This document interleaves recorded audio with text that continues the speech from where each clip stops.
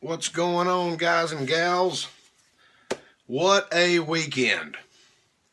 It's been a lot of fun, but we had a lot of problems. Me and JH586SW got together, decided to do a little bit of shooting. We had a lot of fun, got started a little bit late because for one thing or another, everybody was running late.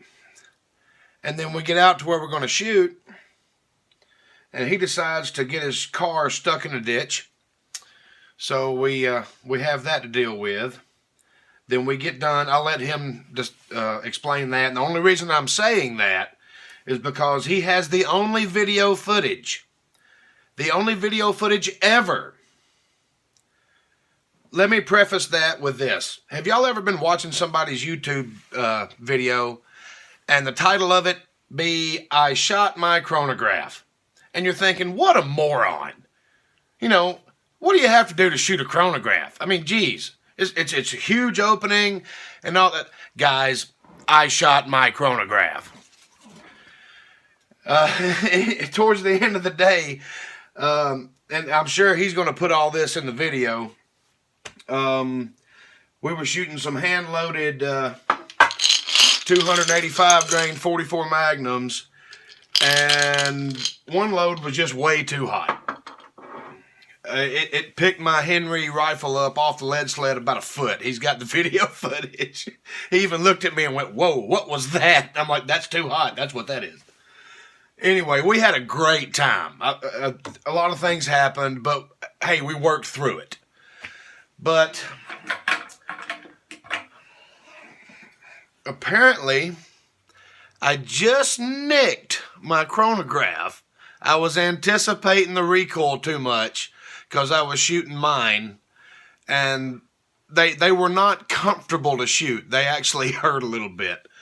But I anticipated the recoil just enough. And even Jamie said, you should have been hunkered down, you know, a little differently. We should have moved the chronograph because it was set up for the rifles. I was just squatting down and shooting through it. You know, I was actually resting on the rifle rest for most of them. But, yeah, I broke it. I shot it.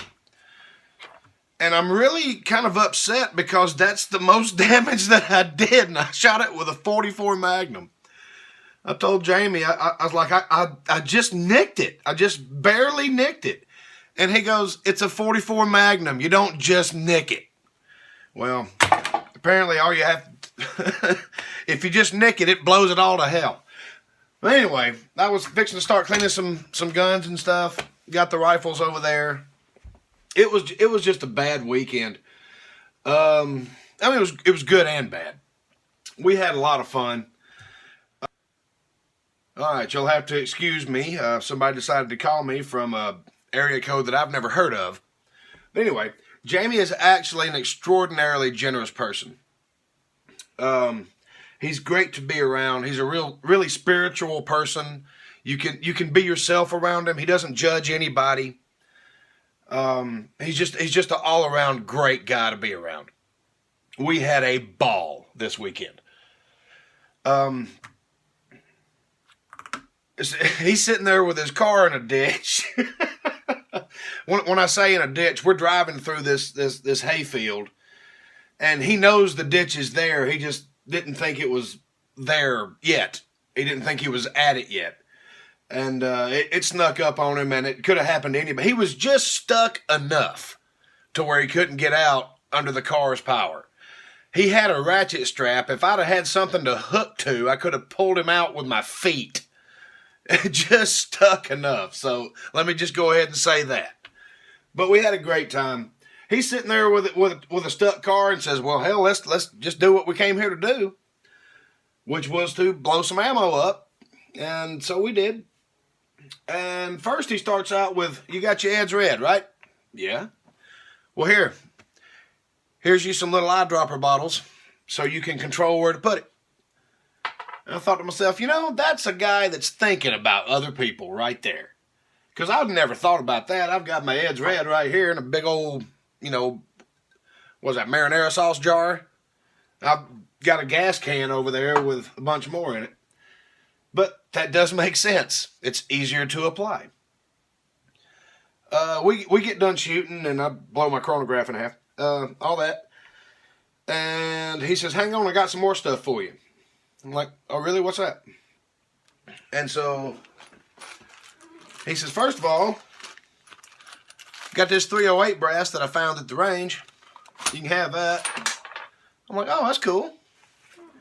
We went and shot our 35 Remingtons. Well, he shot his. I didn't shoot mine, and I'll let him decide whether or not he wants to tell you why I didn't shoot mine. He said, I also got you a bag of 50 pieces of brass for your 35 Remington. Which is amazing, because I hadn't been able to find this brass, and I want to give this rifle to my son so he can go hunting with it. But I want to be able to cast some loads and hand load some stuff for it. And all that, but I haven't been able to find, brass is not readily available. You have to look for it. So he hooked me up with that. Awesome. He also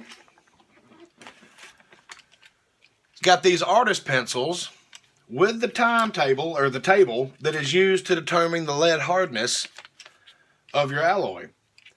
And we sat there for a minute, and he told me how to use them and all that. This is a great help. And the reason it's a great help, I was wondering about my hardness. I think some of it's around a 16 to an 18. I don't know. I want to do a little bit harder for rifle casting, a little bit softer for bullets. I don't want everything to be down the same line. A little softer for pistols. But he gave me these pencils and this chart to determine the hardness of it. Then he said, I got you a little something special.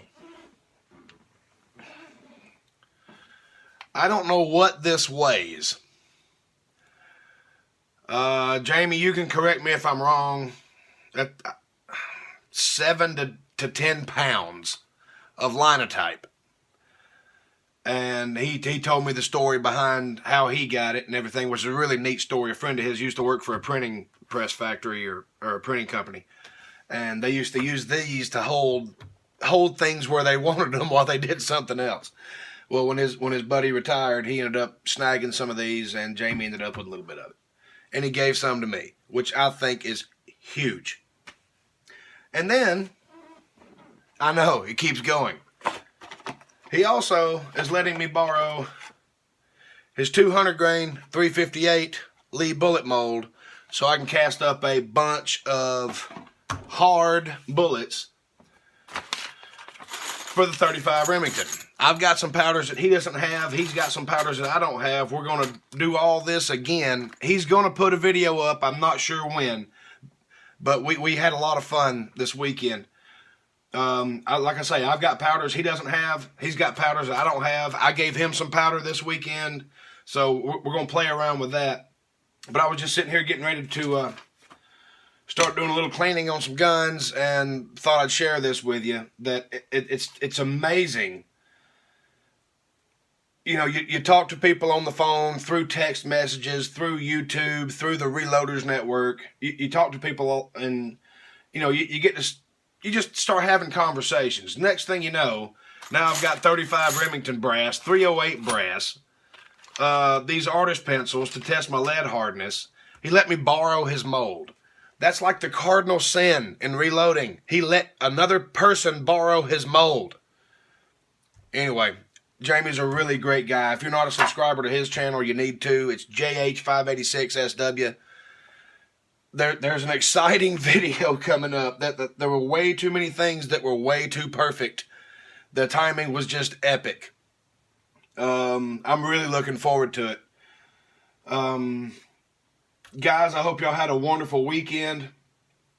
And Jamie and Nathan, we really need to get together and do a live chat. I want to start trying to do this once a week, maybe, so we can talk about what's going on.